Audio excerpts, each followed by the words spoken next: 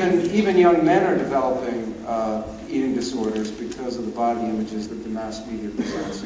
So you're supposed to be thin, and yet at the same time you are being bombarded with billions of dollars of ads every year encouraging you to eat food that if you eat it is most likely going to make you fat. So in a very brief period of time, we have developed an extremely perverse, unhealthy attitude towards food.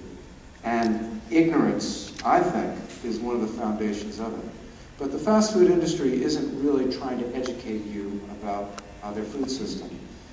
When was the last time you saw an ad for one of these companies where they showed you the slaughterhouse, or the feedlot, or the factory that manufactured the flavor of their food? No. They show you thin, happy people having fun. And I don't think we will see a fast food ad with severely obese people who are depressed, stuffing their mouths with food. And most of their ads aren't even about the food. They're about a feeling, a friendship, and family, and fun. And they try to link those very appealing things to these products that lead to really very opposite results. What's interesting about this industry is that it began innocently, very innocently, in Southern California at the end of the Second World War.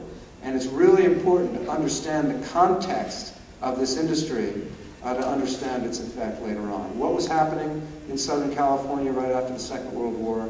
Well, it was the first region of the world to be molded to fit the needs of the automobile. That is where our car culture was born. And at one point, there were more automobiles in Los Angeles than in 40 other states combined. The car culture had certain ethos to it. It was all about speed.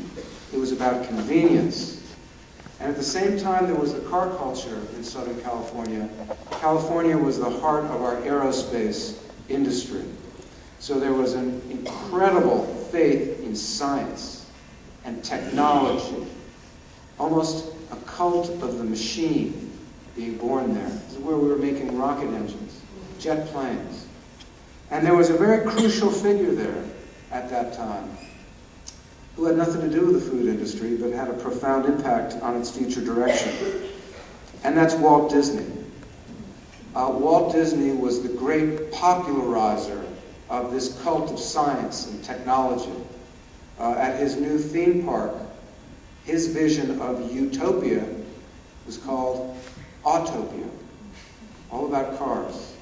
It happened to be subsidized, coincidentally, by Richfield Oil. And the great paean and eulogy for atomic power was subsidized by General Dynamics. And Disney made a film really encouraging the widespread use of nuclear power called Our Friend the Atom. And the narrator of it was a former Nazi scientist who had performed experiments on humans at Dachau, but that wasn't revealed in the film.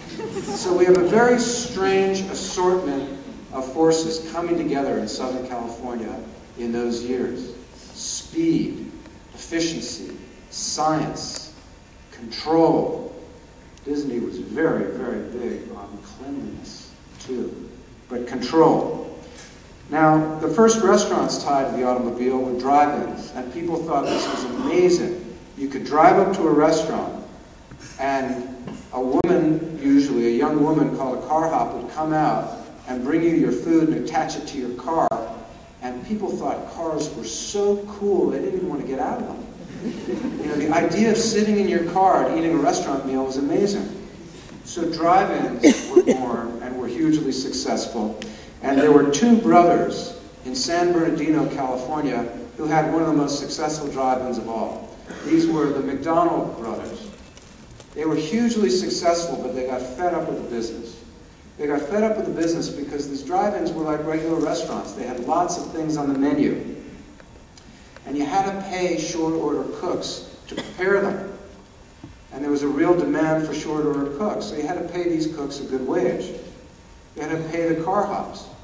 And the McDonald brothers were frustrated because they had all these teenage customers who were ripping off the forks and knives and spoons and breaking the plates. So they thought about closing their drive-in. But instead, they came up with something new, a revolutionary new way to serve restaurant food. They brought the factory system to the restaurant kitchen, and they called it the Speedy Service System. What they did is they fired all the car hops, and they fired all the skilled short-order cooks, and they reduced the number of things on the menu enormously. So there were just a few things that were very simple to prepare, and they were only prepared one way. You couldn't ask for your burger a different way. And they trained the new workers to just do the same thing again and again and again. Division of labor. What that meant was one person just made French fries all day. One person just made hamburgers. One person just made milkshakes. So they cut their labor costs enormously. They cut costs across the board enormously. And they could prepare good hamburgers and French fries very cheaply. Now, at first, their speedy service system was not a huge success because people didn't realize that speedy service meant no service. And they would just drive up and honk their horns waiting for the car hops. But very quickly after that, the McDonald Brothers restaurant, which was opened in 1948, was unbelievably successful. And the official corporate historian of McDonald's, I think accurately, has noted, it was the first time that ordinary people could afford restaurant food. Now that one McDonald's might have stayed in San Bernardino and might have had a negligible impact on our country and our culture and our world, if not for the arrival of someone named Ray Kroc. Ray Kroc was a milkshake mixer salesman who was just really curious about why this one little restaurant in San Bernardino needed so many of his machines. He went there, he saw the line of people, he ate the food, and he had a vision. A vision of a McDonald's at every busy intersection throughout the United States. So he created the McDonald's Corporation. He bought out the McDonald brothers. And Kroc was very influenced by Disney. Kroc had served in the same World War I ambulance corps with Disney. They knew one another. He was influenced by Disney's success. Kroc also had a huge thing for cleanliness and control. He would clean his mop head with a toothbrush. Kroc also had a very, very tough business sensibility. He once said, if one of my competitors were drowning, I'd put a hose in his mouth.